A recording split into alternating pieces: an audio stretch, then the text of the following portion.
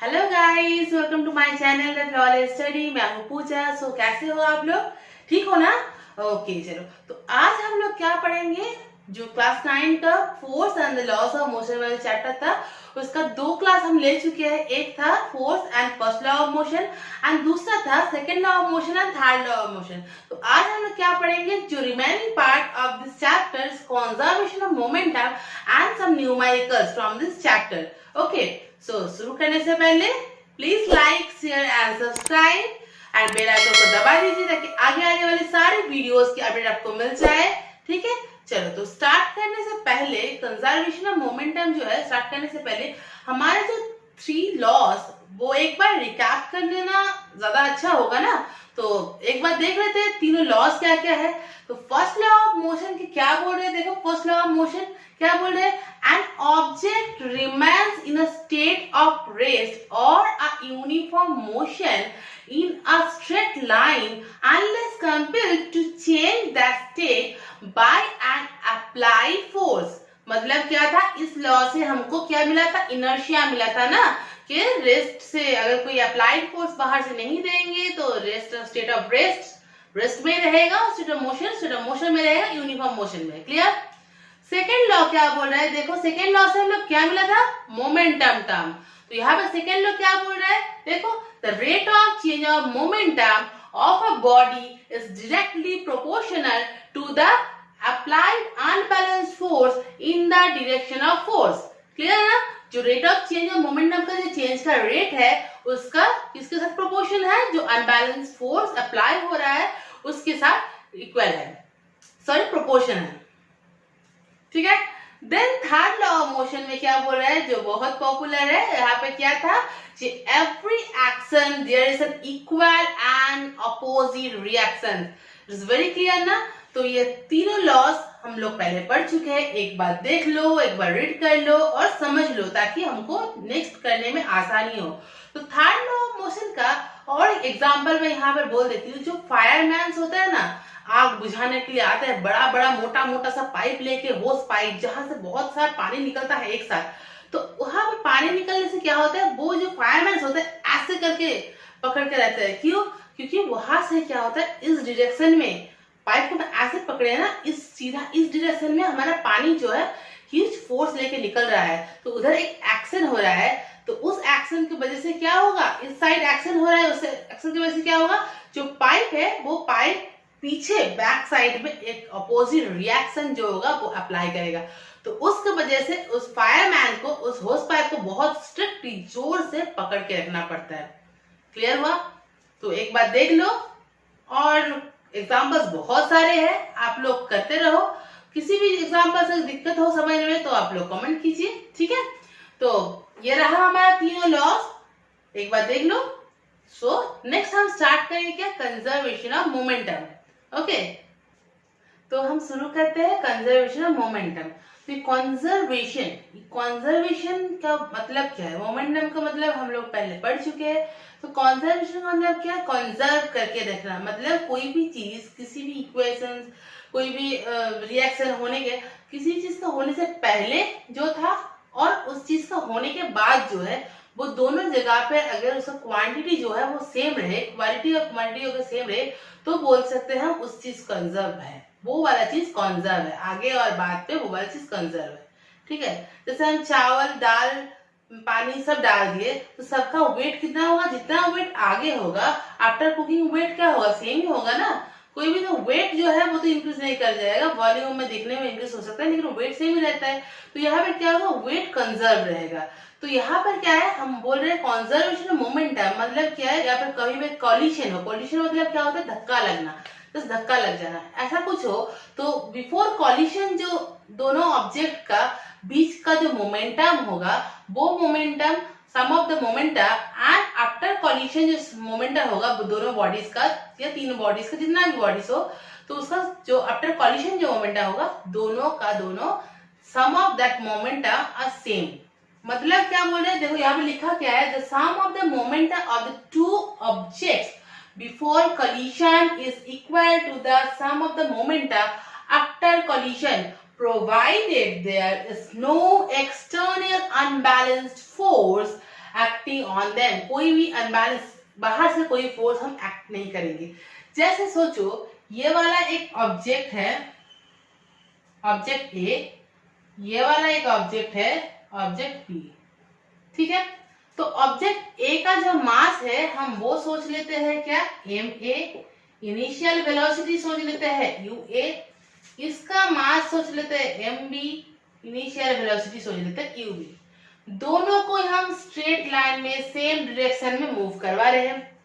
अब एक चीज बोल रहे हैं, कोई भी अनबैलेंस फोर्स हम बाहर से नहीं अप्लाई कर रहे, लेकिन दोनों का फोर्स, इनिशियल फोर्स सेम होगा ऐसा तो कहीं पर बोला नहीं है ना।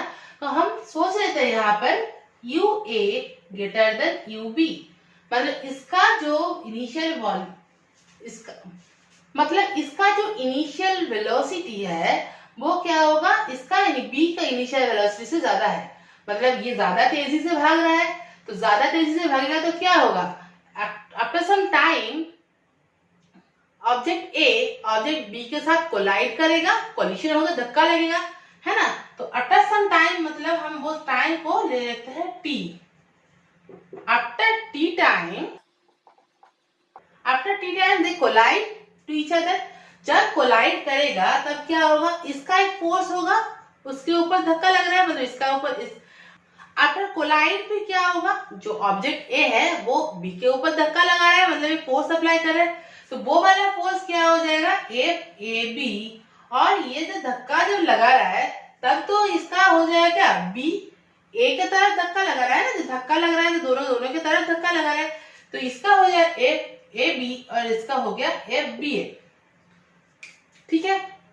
अब सोचो जब धक्का लगने वाला है तब उसका वेलोसिटी एक पर्टिकुलर वेलोसिटी में रीच किया है, तो वो वाला क्या होगा, फाइनल वेलोसिटी। तो इसका फाइनल वेलोसिटी क्या होगा, वी ए, इसका फाइनल वेलोसिटी क्या होगा, वी बी। लिख सकते हैं ना हम, ठीक है।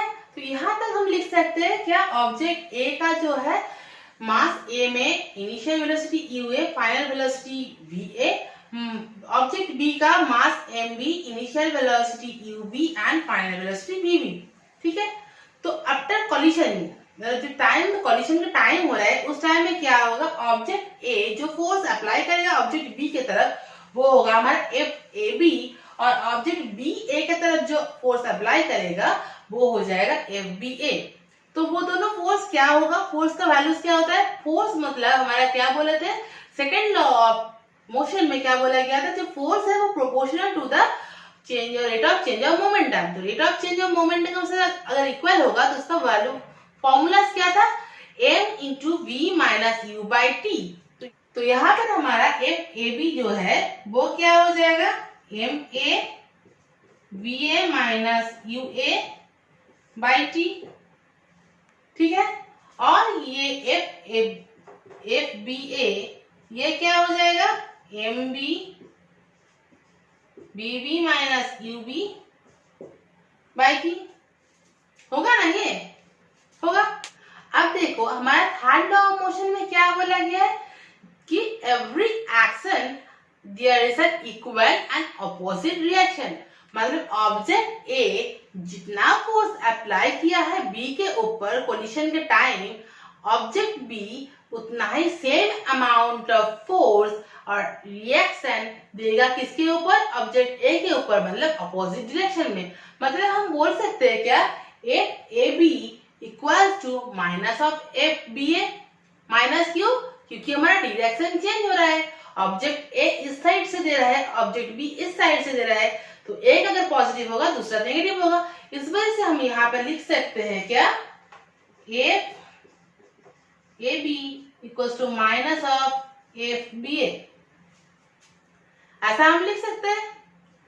तो देखो यहाँ पर हम लोगों ने एफ ए बी और एफ बी ए को निकाल लिए।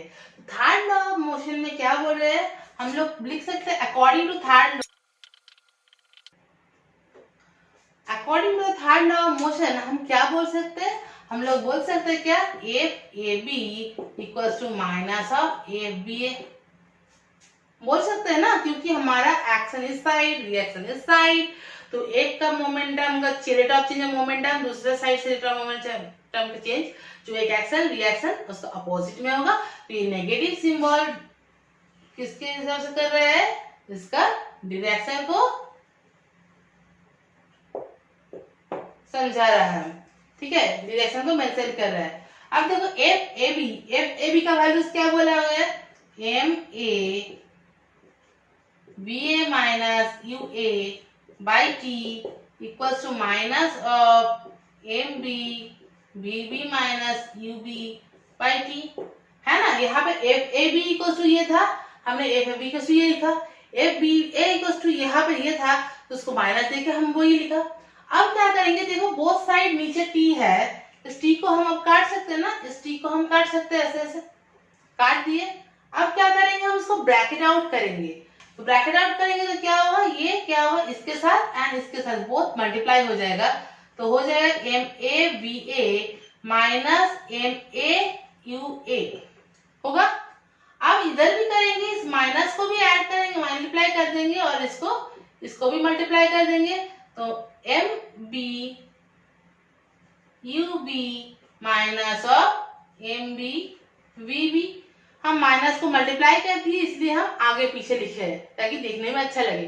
अब देखो जो माइनस वाला टर्म है ऐसे दिखने में अच्छा नहीं लगेगा क्योंकि हमारा कंजर्वेशन मोमेंटम की बोला है सम ऑफ, तो यहाँ पे सम के फॉर्म में रहने में अच्छा रहेगा। तो जो माइनस है ये वाला माइनस को हम इधर ले आएंगे और ये वाला माइनस को हम इधर ले जाएंगे, तो होगा क्या, M A B A plus M B V B equals to M A U A plus M B U B. देखो ये इसका मतलब क्या हो रहा है, एक फॉर्मूला आ गया और इसी फॉर्मूला से हम लोगों को बहुत सारे न्यूमेरिकल्स को करना है सॉल्व। ये बहुत इंपॉर्टेंट फॉर्मूला है, यहाँ से हमको बहुत सारा प्रॉब्लम को सॉल्व करना है। तो क्या है formula, M A B A plus M B V B equals to M A U A plus M B U B. मतलब क्या है, आफ्टर कोलिशन जो मोमेंटम होगा उसका sum equals to the before collision जो मोमेंटम होगा objects का उसका सम। क्लियर हुआ। अब यहाँ पर हम ये वाला समझ में आ गया ना, तो यहाँ पर हम एक एक्सपेरिमेंट करके दिखाएंगे क्या, ऑपोजिट डायरेक्शन में अगर एक्शन होगा तो ऑपोजिट डायरेक्शन में रिएक्शन होगा।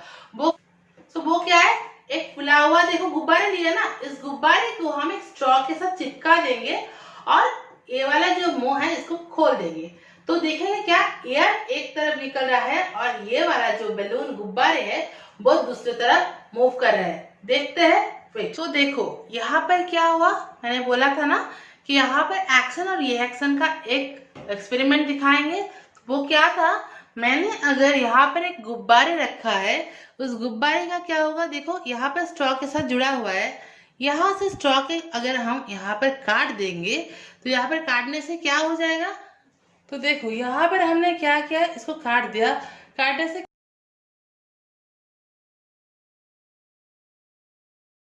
तो देखो ये वाला जो एक्सपेरिमेंट दिखाया वो क्या हुआ था, इसमें हमने क्या किया था, क्या एक रस्सी दिया था, उसमें एक स्ट्रॉ लगाया था और उस स्ट्रॉ के अंदर एक गुब्बारे दिया था, ऐसे गुब्बारा एक लगा दिया था, है ना, जहां पे इसको टाई करके रखा था, एक रस्सी से बांध के रखा था। अब क्या किया मैंने, दोनों जगह पे इसको बांधा था रस्सी, इस जगह को हमने काट दिया, क्या काट दिया। जब हम काट दिया क्या हुआ, हवा जो है वो इस डायरेक्शन में निकलने लगा और जो गुब्बारा है वो हमारा इस डायरेक्शन से मूव करने लगा। तो यहाँ से हमको अच्छे से समझ में आ रहा है, जो एक्शन हुआ इस साइड, जो हमारा एक्शन हुआ उस एक्शन के वजह से अपोजिट डायरेक्शन में हमारा क्या हुआ, रिएक्शन हुआ। क्लियर हुआ। अब हम नेक्स्ट क्या करेंगे, जो मोमेंटम था पिछले क्लास में कर देना चाहिए था लेकिन इस क्लास में कर देते, मोमेंटम के साथ रिलेशन मैंने करवाया था, क्या मोमेंटम के साथ मास का और वेलोसिटी का दोनों का क्या था, प्रोपोर्शनल रिलेशन था, है ना, डायरेक्टली प्रोपोर्शनल रिलेशन था। P के साथ हमारा क्या था, डायरेक्टली प्रोपोर्शनल था m का, एंड P के साथ डायरेक्टली प्रोपोर्शनल था v का, वेलोसिटी का।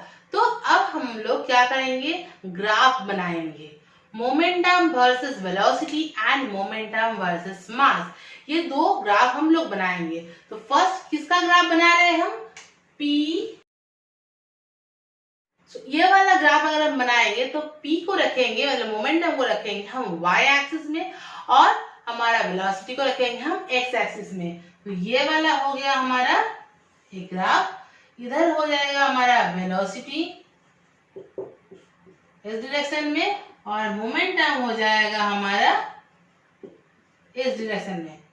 ठीक है, तो ये मोमेंटम हो गया, ये वेलोसिटी हो गया। अब क्या है, डायरेक्टली प्रोपोर्शन, मतलब वेलोसिटी जितना बढ़ेगा हमारा मोमेंटम उतना बढ़ेगा, वेलोसिटी घटेगा तो मोमेंटम घटेगा।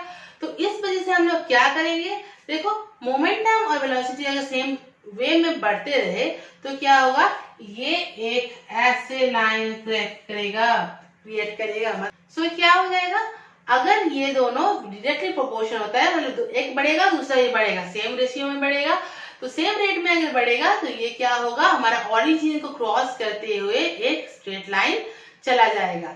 मास अगर होगा, क्योंकि मास भी तो प्रोपोर्शन है ना, तो सेम हो जाएगा, सिर्फ हम लोग चेंज क्या करेंगे, चेंज कर देंगे। ये वेलोसिटी है तो इसको हम चेंज करके मास लिख देते हैं और इसको भी हम मास लिख देते हैं। थिंग इज सेम ना। अगर ये वाला वेलोसिटी के साथ अगर मोमेंटम का रिलेशन डायरेक्टली प्रोपोर्शन है तो मास के साथ भी तो डायरेक्टली प्रोपोर्शन है। तो अगर मास वाला वेलोसिटी वाला ऐसा हो सकता है तो मास वाला भी तो हमारा वैसे सेम टू सेम होगा ना। तो यहाँ पर हम इस साइड में हम लिख देते हैं मास। तो ये वाला हो गया हमारा मोमेंटम वर्सेस मास ग्राफ और पहले वाला था momentum versus velocity graph. Clear हुआ? तो ये दो है ग्राफ। अब हम जो न्यूमेरिकल्स कराएंगे, हम आपको बोले थे ना कि आज हम न्यूमेरिकल्स कराएंगे, तो उससे पहले हम जो फॉर्मूलास है वो एक बार नोट डाउन कर लेते हैं। ओके चलो, तो सारे फॉर्मूलास हम नोट डाउन करते हैं। फर्स्ट फॉर्मूला क्या था हमारा, A equals to M A, फिर A equals to M B minus you by T. मतलब क्या होगा, यही से हम लिख सकते हैं A equals to B minus you by T. Same thing हमको पता है, हम लिख दिए। नेक्स्ट क्या है, हम लोग लास्ट में जो कंजर्वेशन मोमेंटम से हमको क्या मिला था, M A U A plus M B U B equals to M A V A plus M B V B. ये थर्ड वाला इक्वेशन मिला था। ये तीनों इक्वेशन को छोड़ के सिर्फ नॉर्मल मोशन से हम लोग और तीन इक्वेशन हमको पता होना चाहिए। वो क्या है, वो है हमारा v equals to U plus A T, ये एक है। दूसरा इक्वेशन जो है वो है s equals to U T plus half A T square. और तीसरा जो है वो है हमारा 2as equals to v square minus u square. यहाँ पर सारे टर्म्स हमको पता है। s मतलब क्या होता है, डिस्टेंस होता है। ठीक है, तो ये सारे जो फॉर्मूलास है, फॉर्मूला 1 2 3 4 5 एंड 6, ये सारे फॉर्मूलास आप एक जगह पे नोट डाउन करके रखो तो आपको न्यूमेरिकल्स करने में ज्यादा आसानी होगा, हेल्प मिल जाएगा। ठीक है, क्लियर? तो चलो फर्स्ट वाले न्यूमेरिकल स्टार्ट करते हैं। फर्स्ट न्यूमेरिकल्स में क्या बोला है, देखो बोला है a bullet of mass 20 gram horizontally fired with a velocity 150 meter per second from a pistol of mass 2 kg. What is the required velocity of the pistol? Right? मतलब क्या बोला गया है, बोला है एक गन है, पिस्तौल है, उसका जो बुलेट है उसका मास है हमारा 20 ग्राम। तो हम यहाँ पर एक बुलेट कर रहे हैं, सोच लो ये वाला एक बुलेट है। ठीक है, तो इसका मास क्या है, हम M1 ले रहे हैं 20 ग्राम। यहाँ पर अगर हम आपको बोल दे क्या, यहाँ पर क्या था, एक पिस्टल था, जो भी है पिस्तौल बना नहीं, फिर अब सोच लो कि ये पिस्तौल है, मान लो क्या है। तो ये पिस्तौल का क्या होगा, ये जो पिस्तौल है इसका क्या होगा, मास जो है M2 इक्वल्स टू 2 kg। ठीक है, तो अब क्या है, जब हम लोग स्टार्ट कर रहे हैं दोनों ही एक साथ है, दोनों ही रेस्ट कंडीशन में, मतलब हमारा इनिशियल वेलोसिटी क्या होगा, दोनों का 0 होगा ना। तो यहाँ पर हमारा u1 जो है वो भी होगा 0 मीटर पर सेकेंड, और यहाँ पर u2 जो होगा वो भी होगा 0 मीटर पर सेकेंड। अब क्या बोला है, जो हमारा वेलोसिटी है, किसका वेलोसिटी बोला है 150 मीटर पर सेकेंड, वो बोला है बुलेट का। तो बुलेट का अगर हमारा दिया हुआ होगा, मतलब फाइनल वेलोसिटी ये है 150 मीटर पर सेकेंड, ये है हमारा क्या बुलेट का वेलोसिटी। निकालना क्या है हमारा रिक्वायर्ड वेलोसिटी ऑफ पिस्तौल, मतलब क्या है पिस्तौल का जो वेलोसिटी है, मतलब फोर्स रिएक्शन हो रहा है उसका वाला। तो यहाँ पर क्या निकालना, v2 हमको निकालना है। अब सोचो, जो हम लोग कंजर्वेशन ऑफ मोमेंट नाम का जो फॉर्मूला हम लोग पढ़े थे ना, उसी कंजर्वेशन ऑफ मोमेंट नाम के फॉर्मूला यहाँ पर अप्लाई होगा। वो फॉर्मूला क्या था, ma ua plus mb ub equals to ma va plus mb vb, right. मतलब कोलिशन के बाद वाला momentum plus equals to collision का बिफोर वाला momentum, sum of the momentum. तो यहाँ पर हम निकालेंगे क्या, पहले निकालते हैं sum of momentum before the collision या बिफोर फायर। तो यहाँ पे हम लिखते हैं बिफोर फायर, और यहाँ पर हम करते हैं क्या आफ्टर फायर। तो बिफोर फायर क्या होगा, बिफोर मतलब यूए होगा ना, मतलब हो जाएगा हमारा MA प्लस MB UB, ये हो गया हमारा बिफोर कोलिशन। तो ये वाला क्या है, M मतलब 20, अच्छा यहाँ पर 20 ग्राम है, वहां पर 2 kg है। तो क्या होगा, दोनों का यूनिट बराबर नहीं है, तो हम जब भी कोई कैलकुलेशन करने जाते हैं तब हमको दोनों का यूनिट जो है वो बराबर करना चाहिए। तो ये केजी में है, ये मीटर पर सेकंड में, सारे के सारे एसआई यूनिट में है, तो हमको इसको भी एसआई यूनिट में कन्वर्ट कर देंगे। तो ग्राम को केजी में कन्वर्ट कर देंगे तो क्या हो जाएगा 0.02 केजी, है ना, हो जाएगा।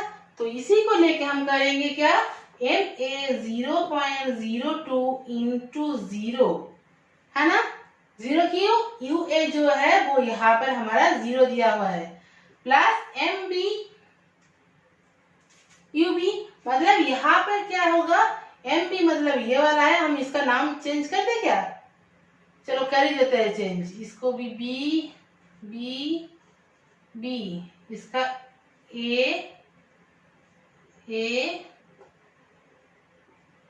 और A कर देते हैं, तो आसानी होगा ना, ठीक है। तो यहाँ पर MA UA गया, MB UB M क्या है 2 इंटू फिर से 0, तो आ गया 0 प्लस 0 दैट इक्वल्स टू हमारा 0, मतलब बिफोर फायर हमारा सम ऑफ द मोमेंट इज 0। अब आफ्टर फायर निकालते हैं, आफ्टर फायर क्या होगा हमारा MA VA plus MB VB, ठीक है। तो MA VA मतलब क्या होगा 0.02 इंटू 150 प्लस 2 इंटू VB, जो VB हमको पता नहीं है, और क्या ये दोनों हमारा इक्वल होता है ना। तो यहाँ पर हम ये जो लाइन है इसको पोंछ के यहाँ पर हम इक्वल लिख सकते हैं, ये भी इक्वल है। अब देखो फिर 0.02 इंटू 150 प्लस 2VB, मतलब इसको मल्टीप्लाई करेंगे तो क्या आएगा 3 प्लस 2VB, ये दोनों इक्वल है। मतलब क्या हुआ, मतलब हुआ हम इसको इधर छोटा करके करते हैं, ये वाला 0 कर देते हैं, तो ये ऐसे हो जाएगा।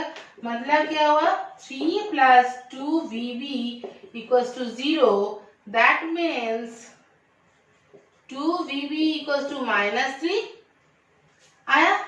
2VB इक्वल्स टू -3, तो फिर VB इक्वल्स टू क्या आएगा 1.5 मीटर पर सेकेंड आएगा ना। इसको हम कहाँ पर करें, जगह नहीं मिल रहा है, यहाँ पे निकल देते हैं, तो इसको हम उठा लेते हैं यहाँ। तो VB इक्वल्स टू -3/2 जो होता है हमारा -1.5 मीटर पर सेकेंड। तो ये निकल गया हमारा वीवी, जो यहाँ पर हमारा रिक्वायर्ड था। कितना हो गया? -1.5 मीटर पर सेकेंड निकल गया ना। तो हम लोग ये वाला जो फॉर्मूला था, कंजर्वेशन ऑफ मोमेंटम का जो फॉर्मूला था, उस फॉर्मूला से हम लोग ये वाला निकाल सकते हैं। एक एग्जाम्पल हुआ। दूसरा एग्जाम्पल क्या है? दूसरा एग्जाम्पल देखो क्या लिखा हुआ है यहाँ पर। A stone of 1 kg is thrown with a velocity of 20 meter per second across the frozen surface of a lake and comes to rest after traveling a distance of 50 meter. What is the force of friction between the stone and the ice? ठीक है, तो मतलब क्या बोला है? एक frozen surface है। यहाँ पर क्या बोला है? देखो, एक फ्रोजन सरफेस है जो पूरा आइसी है, फ्रोजन। यहाँ पर हम एक स्टोन को लेके यहाँ पर फेंका। जब फेंक रहे हैं तब एक वेलोसिटी देख के हम फेंक रहे हैं। वो वेलोसिटी कितना है हमारा? 20 मीटर पर सेकेंड। ये जो वेलोसिटी हम दे रहे हैं वो 20 मीटर पर सेकेंड, ये क्या है? हमारा यू है। यू जो है वो हमारा है 20 मीटर पर सेकेंड। अब हम जब यहाँ पर आके क्या बोल रहे हैं? आने के बाद स्टोन यहाँ तक जो डिस्टेंस कवर कर रहे हैं, ये जो डिस्टेंस इज वो कितना है हमारा? वो बोल रहा है हमारा 50 मीटर है। ठीक है, 50 मीटर वो डिस्टेंस कवर करे। अब यहाँ पे जब स्टोन आएगा तब उसका वेलोसिटी कितना होगा? फाइनल वेलोसिटी वो तो आकर स्टॉप हो जा रहा है ना, इसीलिए तो फ्रिक्शनल फोर्स हमको निकालने बोला है।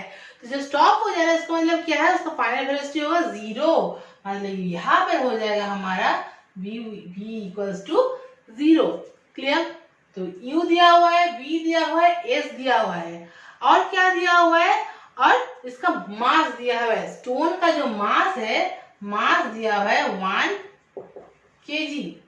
तो यहाँ पे प्रेस करके लिखता है क्या क्या दिया हुआ है? m दिया हुआ है 1 kg, u दिया हुआ है 20 मीटर पर सेकेंड, v हुआ है 0 metre per second, s 50 metre. ठीक है, और क्या चाहिए? क्या चाहिए? और यहाँ पे यह सब दिया हुआ है, हमको निकालने बोला है फ्रिक्शनल फोर्स।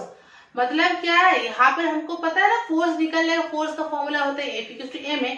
लेकिन यहाँ पर जो फोर्स निकालने का जो फॉर्मूला होता है वो होता है ये वाला। लेकिन यहाँ पे हमारा एक दिक्कत है। क्या है? m तो पता है मैम जी, m तो बैठा देंगे, लेकिन ये a जो है, ये a को कहाँ से लाएंगे? a को कहाँ से लाएंगे? a का और एक फॉर्मूला आता है v-u/t, लेकिन वहां पर एक लफड़ा रह गया है t। टाइम तो यहाँ पर हमको दिया ही नहीं है, तो हम कहाँ से निकालेंगे? तो हम जब मोशन का जो फॉर्मूला लिखाए थे, वहां पर लास्ट में एक फॉर्मूला मैंने लिखाया था 2as = v² - u²। तो यहाँ पे लिखा था क्या हमने? फ्रॉम लॉ ऑफ मोशन क्या लिखे थे हम लोग? 2as = v² - u²। तो यहाँ से देखो a को हम फाइंड कर सकते हैं। मतलब a मतलब क्या हो गया? v² - u² / 2s हुआ ना। तो यहाँ पर v मतलब क्या हुआ? v हो गया हमारा 0, तो 0 का स्क्वायर ऑब्वियसली 0 ही होता है, फिर भी हम 0 का स्क्वायर लिख दे रहे हैं। -u², u है 20, तो हमारा ये बन जाएगा 20 का square divided by 2 into S कितना है? एस है 50, सो यहाँ पर राइट 50 बन गया। तो इसको हम कैलकुलेट करेंगे तो क्या होगा? -400 डिवाइडेड बाय 100 गया, तो बन गया क्या? -4 मीटर पर सेकेंड स्क्वायर। मतलब क्या है? तुम सोचो ना, हम लोग एक्सीलरेशन ए निकाल रहे हैं, ये एक्चुअली एक्सीलरेशन नहीं है, ये एक्चुअली है रिटार्डेशन। क्यों रिटार्डेशन है?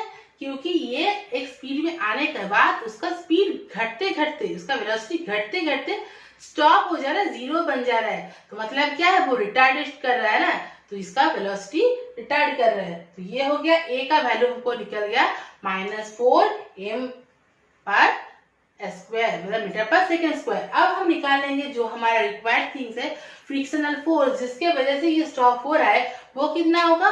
वो होगा हमारा force F equals to m into A. That means F equals to mass कितना था 1, so 1 into -4 that equals to -4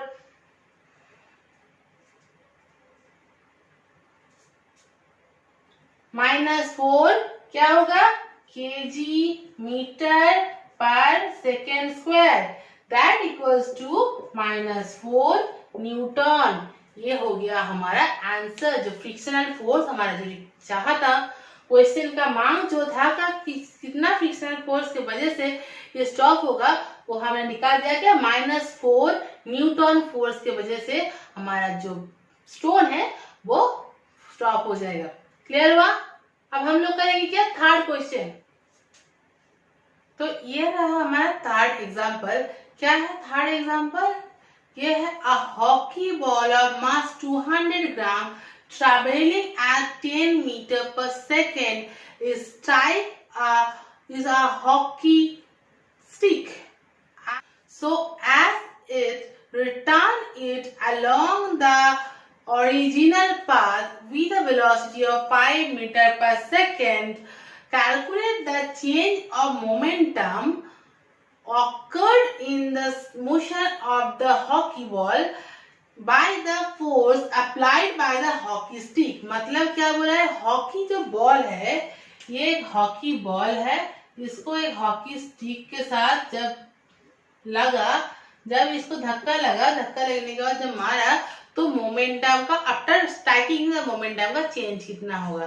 तो ये बॉल का और हॉकी स्टिक का जो हमारा इंफॉर्मेशन दिया हुआ है वो क्या दिया हुआ है, जो हॉकी बॉल है वो हॉकी बॉल का हमारा मास कितना दिया हुआ है, हॉकी बॉल का मास दिया हुआ है 200 ग्राम। तो हमारा mass of hockey ball is 200 ग्राम। 200 ग्राम, बाकी सारे हमारा एसआई यूनिट में है तो इसको हम ग्राम से किलोग्राम में कन्वर्ट करेंगे। तो ग्राम से किलोग्राम में कन्वर्ट करने के लिए हम लोग क्या करते हैं, 1000 से डिवाइड करते हैं, और अगर 1000 से डिवाइड करेंगे तो दोनों कट गया, होगा क्या 0.2 किलोग्राम। ये हुआ हमारा हॉकी बॉल का मास। आप जब स्ट्राइक कर रहे हैं तब क्या होगा, इनिशियल वेलोसिटी कितना दिया हुआ है, इनिशियल वेलोसिटी दिया हुआ है 10 metre per second. You of hockey ball दिया हुआ है कितना 10 मीटर पर सेकेंड, ठीक है। v कितना दिया हुआ है, फाइनल वेलोसिटी कितना, जब स्ट्राइक करने के बाद फाइनल वेलोसिटी क्या होगा, जब उल्टे साइड से आ रहा है तब जो वेलोसिटी होगा -5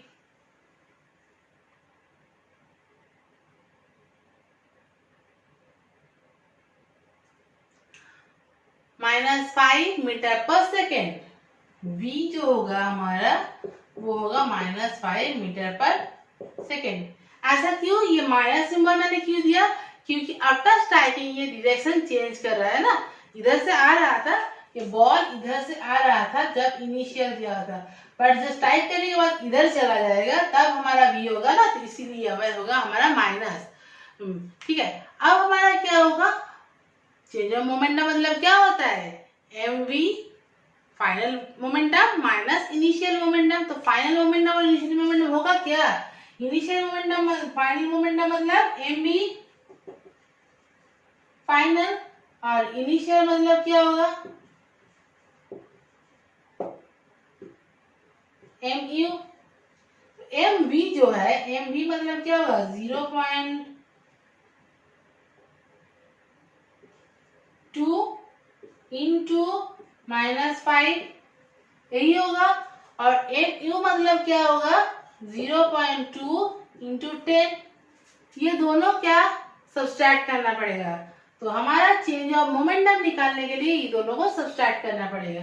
तो यहाँ पर हम इसको करते हैं, u इक्वल्स टू क्या हो जाएगा, m मतलब 0.2 इंटू -5 माइनस 0.2 इंटू 10, इसको कैलकुलेट करेंगे तो क्या हो जाएगा, यहाँ पे आएगा -1.0 और यहाँ पे आएगा -2.0, दैट इक्वल्स टू -3, क्या हो जाएगा, यूनिट क्या होगा मोमेंटम का, kg metre per second, -3 kg metre per second. ये हो गया हमारा चेंज ऑफ मोमेंटम का आंसर। क्लियर हुआ? देख लो। इसके बाद हम फोर्थ एग्जांपल पे चलेंगे। ओके, देखो ये आपका 4 नंबर न्यूमेरिकल है। क्या है ये न्यूमेरिकल? पढ़ते हैं। A bullet of mass 10 gram traveling horizontally with a velocity of 150 meter per second strikes a stationary wooden block and comes to rest in 0.03 second. Calculate the distance of penetration of the bullet into the block. Also calculate the magnitude of the force exerted by the wooden block on the bullet. मतलब क्या बोला, समझ में आया? कि एक bullet हम जब निकल रहा है, निकलने के बाद उसका मास कितना है बुलेट का? ये सोच लो, बुलेट है ना, ये बुलेट है, इसका मास कितना है? 10 ग्राम। तो ग्राम में तो हम रखेंगे नहीं, तो इसको कर देंगे केजी में। तो ये केजी में होगा कितना? 0.01 केजी। ठीक है। अब क्या इनिशियल वेलोसिटी, मतलब जो बुलेट से स्ट्राइक कर रहा है तब इनिशियल वेलोसिटी हमारा 150 मीटर पर सेकेंड देके हम भेज रहे हैं। तो v इक्वल टू हो गया हमारा 150 metre per second. After striking is just in coming rest. तो रेस्ट कंडीशन आने के बाद मतलब क्या हो जाएगा? v इक्वल टू, सॉरी ये हमारा इनिशियल वेलोसिटी u था, v equal to after striking क्या हो जाएगा हमारा? v इक्वल टू 0 पर सेकेंड। तो यहाँ से यहाँ आने के लिए टाइम कितना लिया था? 0.03 second. t equal to 0.03 second. ठीक है। ये सारा हमारा इंफॉर्मेशन क्वेश्चन में दिया हुआ है। पूछा क्या है? पूछा है हमारा डिस्टेंस। जब हमारा धक्का लगा, स्ट्राइक किया, उसके बाद पेनिट्रेट करके कितना ज्यादा डिस्टेंस उसने कवर किया, वो डिस्टेंस निकालना है। तो डिस्टेंस निकालने के लिए हमें को एक फॉर्मूला पता है क्या? s equals to ut plus half at square. ये फॉर्मूला पता है, लेकिन देखो यहाँ पे हमको u पता है, t पता है, ठीक है, लेकिन a का वैल्यू हमको नहीं पता है। तो how do we calculate value of a? तो we know the formula value of, to find out value of a। What is this? क्या है वो फॉर्मूला? a का, a निकालने का फॉर्मूला होता है v minus you by T. तो यहाँ से हम कैलकुलेट कर लेंगे क्या? 0 minus 150 divided by 0.03, that equals to कितना आता है कैलकुलेट करने के बाद? ये आता है माइनस 5000, क्या होगा? Metre per second square. ये आ जाएगा हमारा a, आ गया ना। तो अब a आने के बाद इस a का वैल्यू को हम यहाँ पर पुट करेंगे। कहाँ पर? ये s वाला में, मतलब जो आया था हमारा s equals to ut plus half at square. तो यहाँ पर हमारा क्या वैल्यू पुट करेंगे? u का मतलब क्या है? 150। सो 150 इंटू 0.03, ये एक हुआ, प्लस हाफ ऑफ a का वैल्यू कितना हुआ? a का वैल्यू हुआ माइनस 5000। सो यहाँ पर लिखते हैं माइनस 5000 इंटू टी स्क्वायर मतलब 0.03 का होल स्क्वायर।